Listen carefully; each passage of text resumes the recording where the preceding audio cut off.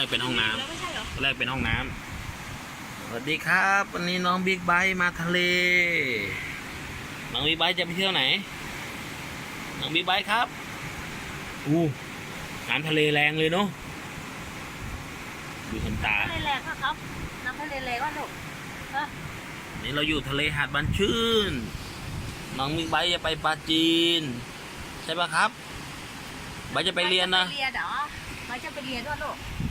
ไปเรียนบัญชีป่ะครับนิ่งทำมิวสิกตลอด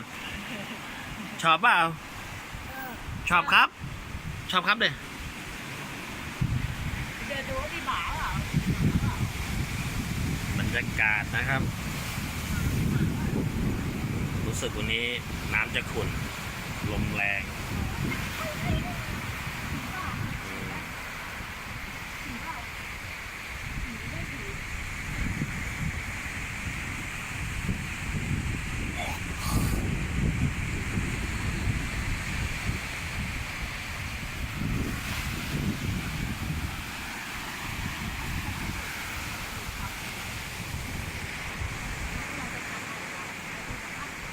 น้องบิ๊กไบค์